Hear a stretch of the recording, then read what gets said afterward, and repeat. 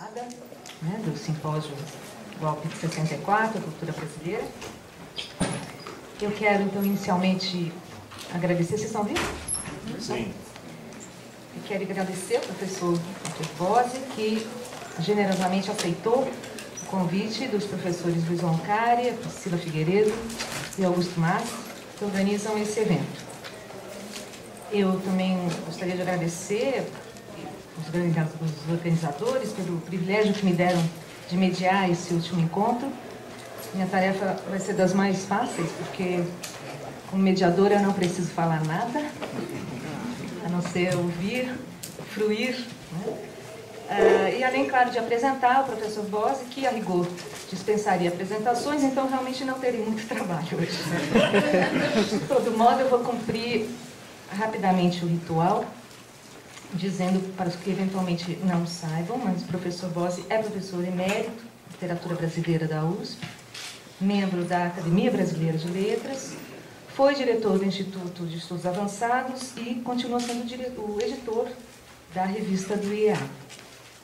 Bom, entre as suas publicações, que são tão numerosas, não daria tempo para declinar todas aqui, eu vou citar apenas algumas, que são referências, assim como as demais, dos estudos literários no Brasil, no exterior. Acho que dificilmente o estudante hoje passaria ao lado delas na sua formação, né? Bom, vocês conhecem a história concisa da literatura, Céu e Inferno, Dialética da Colonização, Declínio e Resistência, entre várias outras. Dito isso, porque não temos muito tempo, né? Eu poderia falar muito para apresentá-lo, mas vou passar a palavra ao professor Bose e antes apenas parabenizar os organizadores, não sei se estão aí, mas enfim, foi um evento até agora, né, de excelência e eu acho que, enfim, engrandeceu a nossa área de brasileira. E conseguiram fazer um evento em condições bem difíceis, né? Foram muito determinados, persistentes, e acho que isso valeu muito, né? Então, enfim, acho que valem aqui uns parabéns. Faço então, o professor Bose vai abordar as correntes críticas ideológicas dos anos 60. Então, agradeço muito as palavras sempre generosas da Yudi. E, como primeira observação, eu fiquei muito feliz de poder aceitar esse convite, de falar sobre, genericamente, correntes críticas do começo dos anos 60, principalmente pela qualidade da comissão organizadora e pelo fato de que os organizadores, felizmente estão presentes aqui, pertencem a 3 gerações diferentes. Ninguém vai declinar a idade de cada um, naturalmente. Mas eu acho muito importante esse fato, quer dizer, no momento em que estamos lembrando, né, 50 anos do golpe de 64, evidentemente muito poucos, raríssimos os presentes, né, foram testemunhas oculares do momento mesmo do golpe, né?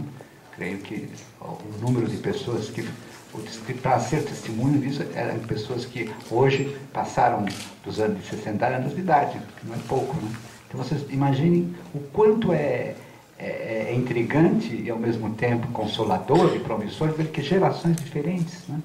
O professor Roncari, o professor Augusto Massi e a professora Priscila, quer dizer, como é significativo que esses 3 professores nossos, né, tenham se debruçado sobre esse tema, tenho trabalhado tanto na organização do simpósio e que isso tem um significado de forte atualidade.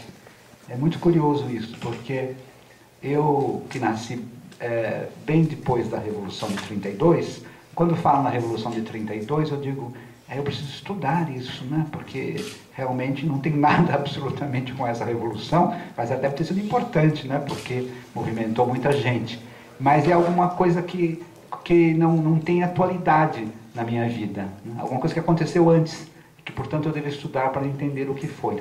Agora, o que aconteceu nos anos 60, você deve ter visto isso muito bem, né?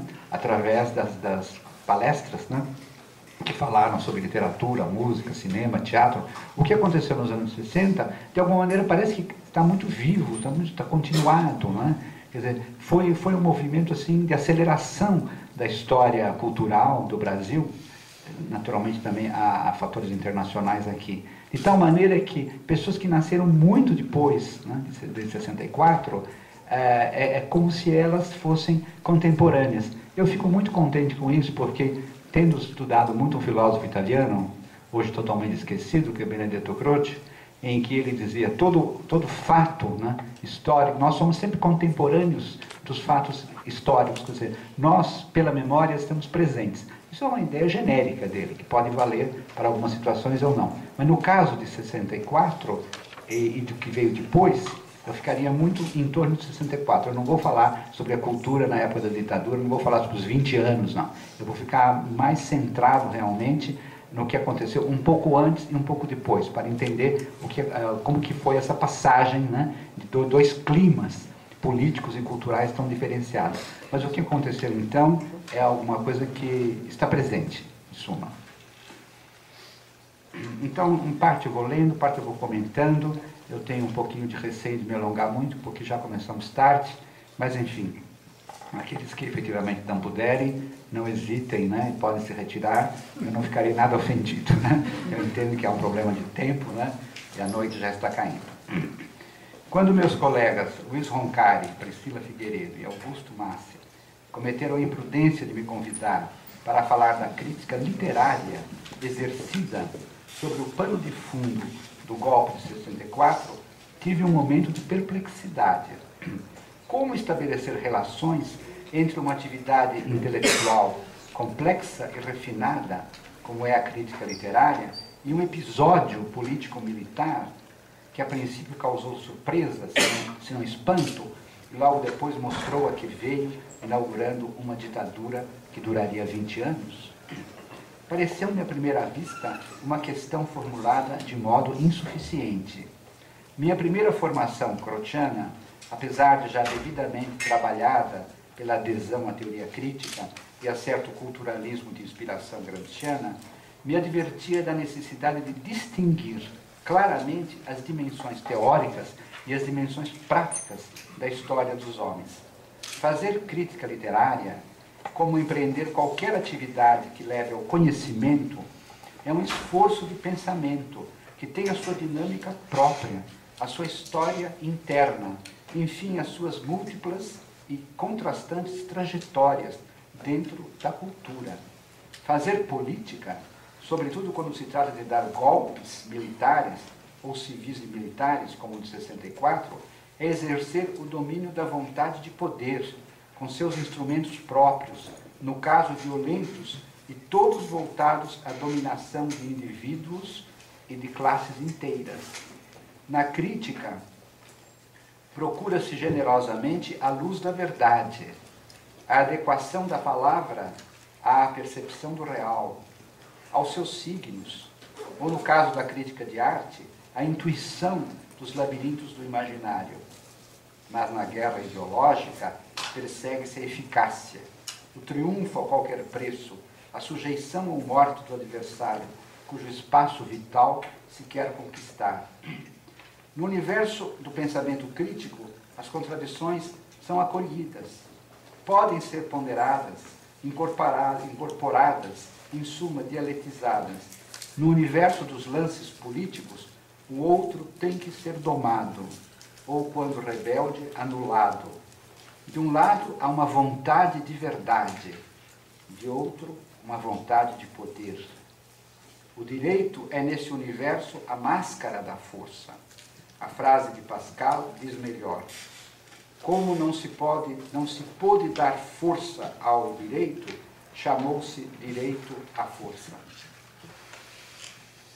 Mas o mesmo Croce, tão cioso de diferenças entre as esferas teórica e prática, a esfera cognitiva e a volitiva, também nos ensinou que há uma dialética dos distintos, expressão preciosa, porque nos remete às inter-relações e interrecorrências que operam na história entre o conhecer e o agir. Em um determinado nível, o pensamento se faz ação, que por sua vez pode ser construtiva ou destrutiva. E a ação, por sua vez, supõe uma certa visão do mundo, de sorte que a vontade é movida por ideias, assim como reciprocamente ideias engendram formas de ação. Essa dialética dos distintos enquanto dinâmica entre esferas diferentes, não deveria ser pensado de modo determinista, fechado, pela qual todo pensamento sempre causaria ação. E, portanto, toda ação seria necessariamente motivada pelo conhecimento. Pensando mais flexivelmente, a história pode também comportar ações irrefletidas e cegas. É o aparente sem sentido, o aparente absurdo, a aparente sem razão de alguns comportamentos. E no polo oposto, certas ideias, por sua vez, podem ser elaboradas paralelamente às ações, mantendo-se em um plano, por assim dizer, puro, isento de comunicação com a prática. Dewey, que era pragmatista, acusava a existência dessas ideias inertes, sobretudo no plano da educação, de onde se poderia inferir que há riscos quando as esferas do pensamento e da ação se excluem de maneira absoluta, mas há riscos simétricos. Há situações em que o pensamento é forçado de fora para dentro a tomar partido imediato no momento de agir. Em outras palavras, a relação entre atividades predominantemente intelectuais e atividades predominantemente políticas deve ser ponderada caso a caso, sem um a priori dogmático. Esse preâmbulo, esse grão de teoria, né, que eu dei, visa a considerar a história cultural e a história política dos anos 60 em uma perspectiva da dialética dos distintos. É necessário detectar a inércia reiterativa de sistemas teóricos e hábitos políticos compulsivos e entender os tempos próprios de cada dimensão, que em certas conjunturas estagnam, mas em outras aceleram na direção de um projeto complexo, cultural e político. Um estilo de pensar, uma teoria social, uma ideologia podem sobreviver por muito tempo e se opor a novas correntes sociais motivadas por outras formas de ver a sociedade. E aqui convém pesquisar as relações entre interesse e conhecimento. Grote usava uma palavra que eu acho muito feliz. Ele dizia que no círculo, né, nesse círculo do pensamento, da ação, pensamento, criação e crítica, não é? Nada se perde, segundo ele. Ele tinha uma visão circular. De modo que, quando se está fazendo, por exemplo, crítica literária pura, digamos assim, ou crítica musical pura, não é? Podemos equivocadamente pensar que o autor está aliado, não é, da situação social. Ele dizia, não, isto está implícito. Não ficou explícito, porque não é o que está sendo tematizado. Mas, se nós quisermos, vamos dizer, cavocar no fundo, vamos encontrar as relações. Mas quem está fazendo a crítica literária e musical, por exemplo, artística, não precisa, assim, ostensivamente, explicitar o que está implícito. A palavra que ele cria é implicação, que é uma palavra que eu achei assim que devia ser traduzida, não vejo muito em português, há mais implicância do que implicação, né? Mas a implicação significa exatamente isso. Nós temos que aceitar que no círculo, né, da vida espiritual há momentos diferentes, porém eles podem voltar, podem ser acumulados e receber implicitamente força de outros momentos. Eu acho muito preciosa essa ideia da dialética dos distintos e do círculo que engloba ação, pensamento, criação, não é? Enfim, é um círculo de onde nós não escapamos e que também evita que nós separemos assim, em blocos, né, distintos e às vezes hostis, né, a ação política e a ação criativa. Feito isso, eu queria entrar na matéria mesmo, que são os anos 60, considerado muito 64, né, como um divisor de águas. Eu me formei, vamos dizer, espiritualmente, antes de 64. Né? Quando veio 64, eu já era razoavelmente adulto. Né? Então, muito do meu conhecimento, muito, vamos dizer, de minha leitura já estava feita, sobretudo do gosto. Isso é muito importante, né? Eu sempre digo, há pessoas que têm o gosto, não é? antes de 64 e outras que têm um gosto de 68. Né? Então, são duas marcas fundamentais, né? Que formam personalidades distintas. Né? Eu, por fatalidade de idade, né, fui formado nesse período pré-64. Né? Então, inicialmente, sobretudo Augusto, né, me pediu que também dissesse alguma coisa pessoal, que não ficasse num plano assim, abstrato, genérico, falando dos anos 60. Então, às vezes eu, de uma maneira talvez indiscreta, né, eu intrometo algumas lembranças, né, que espero que também tenham uma dimensão suprapessoal.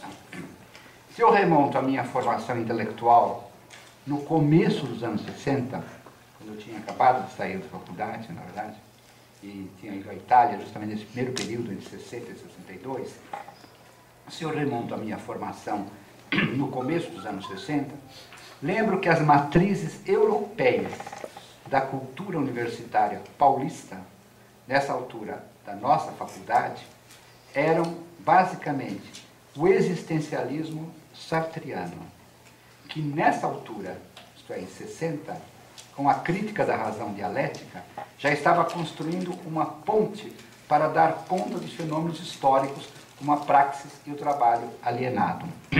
Então, Sartre já estava dando o salto que a crítica da razão dialética significa. Né? O primeiro momento do existencialismo nihilista, né? Que é aquele, vamos dizer, que ficou mais típico, né?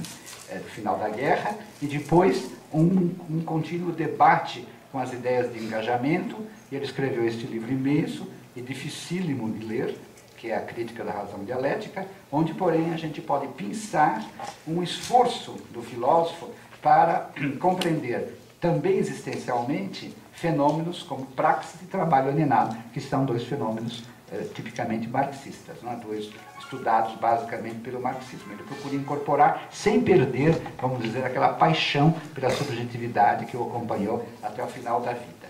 Então, nesse momento eu estava assim, muito antenado pela filosofia, nesse momento em que eu terminei o curso de letras, não é? Eu li apaixonadamente a filosofia do tempo. Então, voltando, se eu remonto a minha formação, eu encontraria, e isso também era debatido aqui no Departamento de Filosofia, vocês podem imaginar que esse clima era o clima da Faculdade de Filosofia no fim dos anos 50 e no começo dos anos 60. Né? Então, de um lado, eu encontraria o existencialismo sartriano, enriquecido e problematizado com essas noções históricas. Né? E, de outro lado, o próprio marxismo, né? Que então se abeberava de Lukács e logo depois de Gramsci.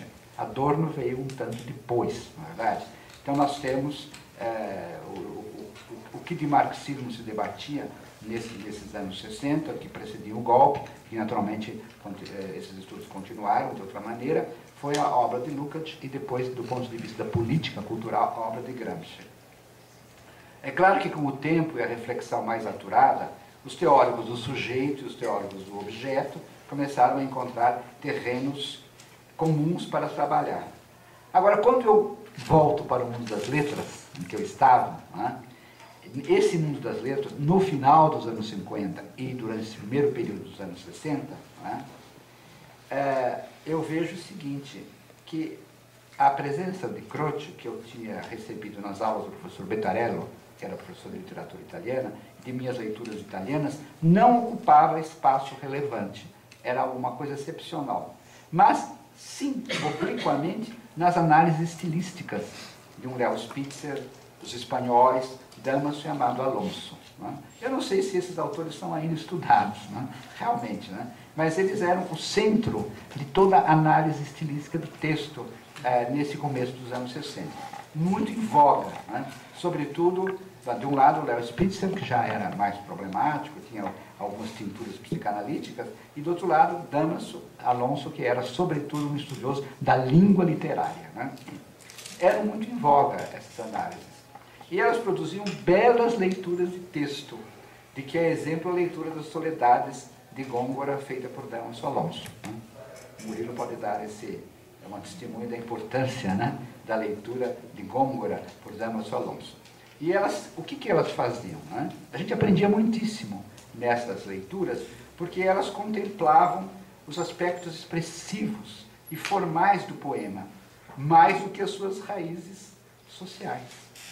Estas, quando mencionadas, já tinham sido mediadas e filtradas pelo culturalismo historicista, que dava primazia aos estilos de época.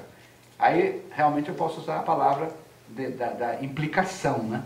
Quer dizer, a gente poderia ler essas análises e estaria implícita alguma coisa que, como estava no ar na cultura do tempo, que era a importância dos estilos históricos, histórico-culturais, barroco, classicismo, arcádia. Dava-se muita importância a isso, passava-se de uma análise estilística miúda, reveladora às vezes, até de aspectos existenciais do poema, e integrava-se isso em alguma coisa maior, que eram os grandes esquemas, né? Esquemas que até hoje têm, embora muito nuançados, né, e muito problematizados, ainda são pontos de referência, né? A gente sabe que é um escritor clássico, um escritor barroco, um escritor arcade, né? Por mais que as análises internas vão revelando diferenças de autor para autor, mas alguma coisa que vem de Dilthey e Croce e todos os grandes historicistas, isto é, aceita-se a existência disso, né?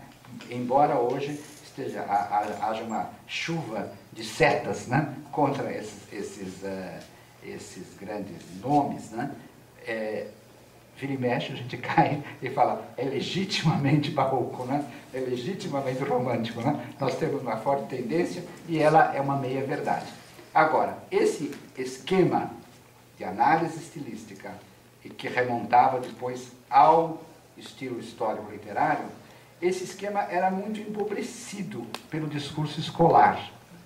Quem tinha feito os cursos científicos, clássico, naquela época, colegial, em que havia muito estudo de literatura também, né, sabe o quanto o discurso escolar, com a série de características fechadas que esses movimentos comportavam, empobrecia. Você já descobria logo no começo que era um texto barroco, né? Então vamos encontrar procedimentos que confirmem que é barroco mesmo, né? Havia um círculo vicioso nesse sentido, né? No sentido de que as leituras estilísticas podiam apontar para os estilos históricos, os quais, por sua vez, também eram alimentados pelas leituras, né? Mas isto é um empobrecimento que os grandes críticos, evidentemente, não sofriam. Leo Spitzer, por exemplo, ele detectava desvios nas tragédias de um grande clássico como Racine, o clássico dos clássicos, que é Racine. Ele detectava desvios, né? Às vezes de origem psicanalítica, às vezes de origem barroca, dissociando o autor das características do chamado século de Luís XIV. Mas, em última instância, ele aproximava o texto de Racine, dissociava do classicismo francês, né? e aproximava do estilo barroco. Aliás, diga-se de passagem que o barroco passava, então, de termo depreciativo a movimento altamente prezado pela crítica literária e artística. Todos os professores nessa época diziam, o barroco foi muito injustiçado, né, durante séculos, mas não, vejam a riqueza dele, e a partir daí o barroco passou a ser uma categoria mestra, né, sobretudo da crítica latino-americana, né? Houve, vamos dizer, uma conexão, né, o Carpentier faz muito bem, entre a cultura latino-americana, a formação social latino-americana e o barroco. Ainda isso está em pé, né, no sentido de que é muito difícil você ignorar as qualidades específicas do barroco latino-americano e do barroco brasileiro. É muito difícil você ignorar Ouro Preto, é uma coisa muito forte, né? Você chega lá, realmente você sabe que você tem um barroco, mas um barroco diferente, um barroco mineiro. Então não se pode deixar de aceitar que há alguma coisa lá que é ao mesmo tempo ocidental, né? Pelas imagens religiosas, pelo conteúdo mesmo religioso que ele apresenta, e brasileiro e mineiro. E isso se explicou pela expressão barroco mineiro. Então, eu sou de uma geração em que isso era muito importante, né? Em que isso era dito, né? E era tematizado. Durante muito tempo, antes de eu entrar mesmo para os estudos da colônia, eu estive assim, fascinado pela ideia da especificidade mesma do barroco mineiro. Depois eu verifiquei que era uma categoria que entrava, vamos dizer, no universo da arte latino-americana. Assim, Então, voltando ao que seria o método, não é? Nesse primeiro momento, né? Os procedimentos estilísticos, que inicialmente eram creditados à personalidade artística do autor, acabaram se integrando na retórica dos seus correspondentes estilos históricos. Então é que nós temos dois movimentos aqui, que ainda nos dividem, né? Nos dividem muito entre nós, estudiosos de literatura, aqueles que acreditam, né, certos procedimentos à personalidade artística, né? Isto é próprio de Camões, isso é próprio de Machado, isso é machadiano. E aqueles que preferem, no lugar de, preferem acreditar esses procedimentos a uma retórica típica da época, não é? Não vou entrar em polêmica aqui, não. Apenas estou mostrando que existem divergências nesse mundo, né? Felizmente, nesse tempo, já estavam entrando em declínio certas explicações pesadamente causalistas do positivismo do século XIX. Existiam, porém, ainda, que procuravam nos escritores os sinais de pertença a uma certa raça ou a uma certa nação. Eu digo que estavam em declínio, mas não tinham desaparecido. Mesmo assim, expressões como estilo autenticamente brasileiro, genuinamente português, genuinamente mineiro, ainda sobreviveram em cursos universitários. Prova de que antigos hábitos culturais perduram e se superpõem aos novos. Eu acho que uma das mensagens que eu gostaria de dar é isso. A sobrevivência, né, às vezes até fecunda, de hábitos culturais tradicionais, e que, é claro, com o tempo pode se enrijecer e se opor aos novos. Mas a cultura está vivendo essa tensão. Vivendo hoje e viveu durante muito tempo, ainda que de uma maneira inconsciente. Talvez a USP tenha sido pioneira em uma linha de interpretação que suspeitava da consistência e da validade do chamado caráter nacional, objeto de uma crítica cerrada no campo da psicologia social, aqui na USP, representada por Dante Moreira Leite, com a tese O Caráter Nacional Brasileiro, uma tese que foi definida em 54. Uma tese muito corajosa, muito ousada, alguns até dizem abusada, né, usando o termo mais popular, porque foi capaz realmente, né, de fazer uma leitura transversal das crenças em características psicológicas especificamente brasileiras. Crenças geradas do romantismo, né, que é o grande momento das nações, né, do nascimento das nações, em que as características são assim ostensivamente apresentadas, né, e repetidas. Então, esse hábito, que depois passou a ser generalizado, a gente aparece Silvio Romero, aparece José Veríssimo, mais ou menos acentuados, né? Enfim, todas as histórias tradicionais da literatura brasileira nunca deixam, em um certo momento, não é, apelar para algo que seria o caráter nacional brasileiro. E essas crenças, essas características, prosseguiram e foram se refinando até os grandes ensaios de interpretação do Brasil de Gilberto Freire e Sérgio Buarque de Holanda, que também são tratados com certa dureza pelo Dante Moreira Leite, no caso. Dureza, porventura, excessiva, mas que tem a sua verdade, né? Realmente são grandes obras, né, das quais se pode extrair a intuição de um certo caráter nacional.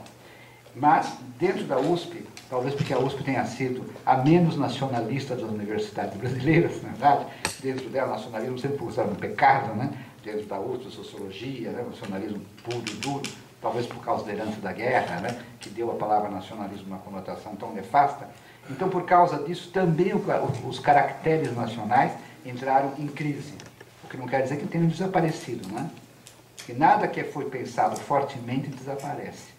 Eu tenho crença nisso. Tudo que foi pensado fortemente, sobretudo a partir do concreto, continua e atravessa a cultura e volta e aflora.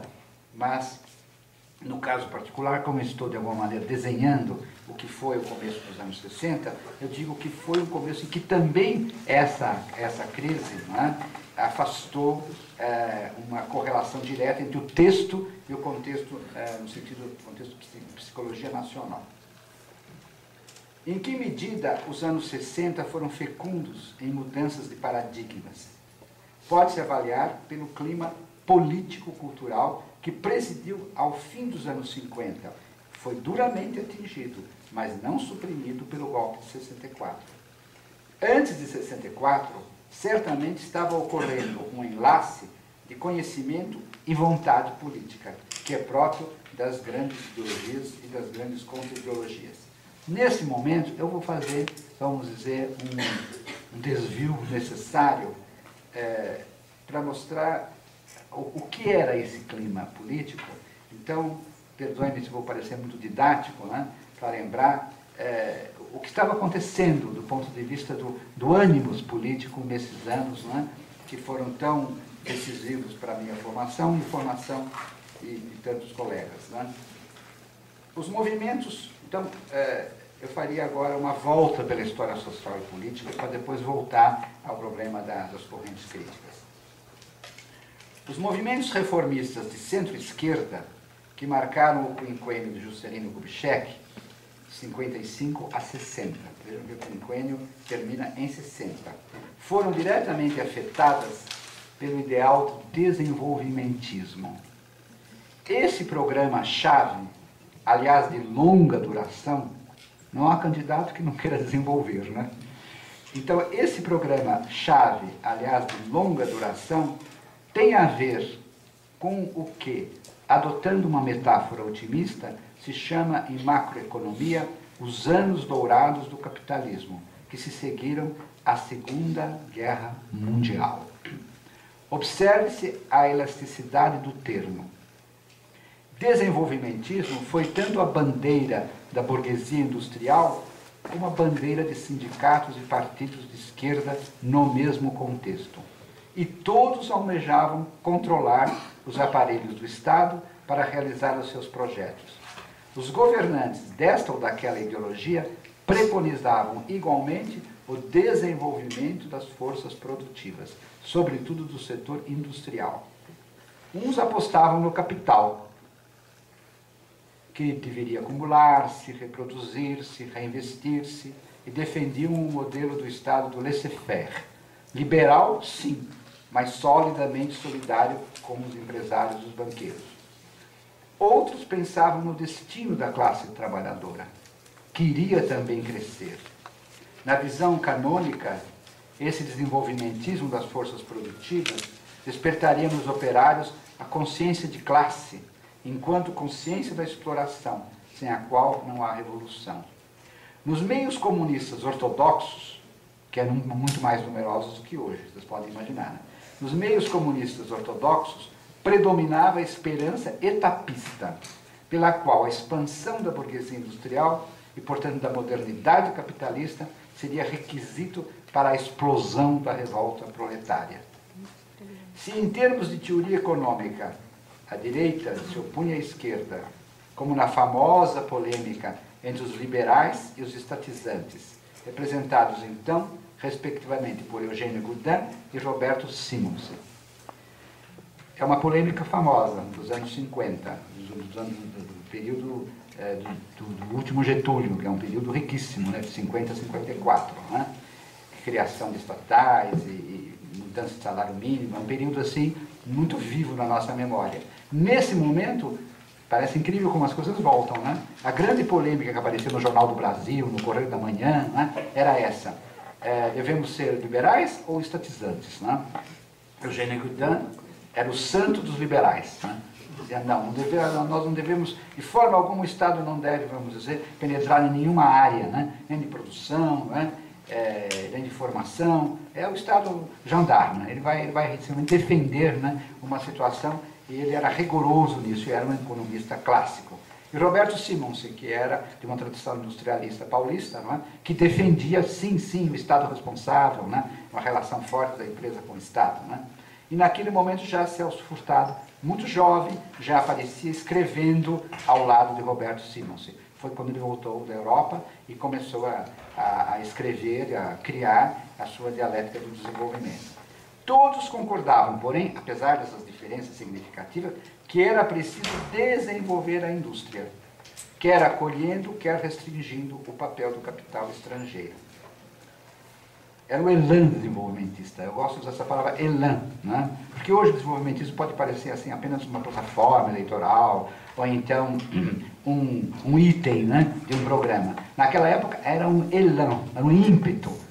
E isso é muito importante para a cultura também, né? Quando se acredita que alguma coisa vai para frente, vai desenvolver-se, no sentido hegeliano, está latente, mas vai ficar patente, né? Tudo isso é uma crença profunda, né, que a gente vê hoje muito estiolada, né? Esse elan desenvolvimentista, bom, os anos futuros entraram outros paradigmas ecológicos, etc., em que todas essas ideias foram assim, até foram erodidas, né? Mas nesse momento não, era geral esse elan. Pensamento crítico e projeto político, reflexão e intervenção encontravam-se na obra de Celso Furtado, que em 59 tinha publicado a hoje clássica Formação Econômica do Brasil. Logo depois assumiu em 60 a superintendência da SUDENE, no fim do governo Juscelino. Depois foi mantido pelos governos Jânio Quadros e João Goulart. Vocês imaginem, governos diferentíssimos, né? Não só pelas personalidades políticas, né? Mas também pela sua visão ideológica. Mas tal era, vamos dizer, a crença no desenvolvimentismo e o desejo de superar o nosso desenvolvimento, que políticos tão diferentes como Juscelino, Jânio Quadros e João Goulart mantiveram, e não só isso, por assim dizer, promoveram a figura de Celso Furtado, né? E o colocaram na superintendência da SUDENE, né? Que era, vamos dizer, o órgão que deveria desenvolver o Nordeste, né? Escreveu em 61, eu dato para vocês verem como foi uma época assim orquestrada, né? Escreveu em 61 uma obra fundamental, Desenvolvimento e Subdesenvolvimento. A sua meta era tirar o Nordeste da pobreza e do subdesenvolvimento, nele criando polos industriais. Veja que não era pelo consumo que ele queria tirar o Nordeste da pobreza, mas pela produção, né? Criando no Nordeste polos industriais, ou seja, centros regionais que estancariam a migração rural e a consequente patogenia das metrópoles. Quando, em 61, o vice-presidente João Goulart passou a governar o país, em razão da renúncia de Jânio Quadros, foi a Celso Furtado que confiou um novo ministério, o Ministério do Planejamento.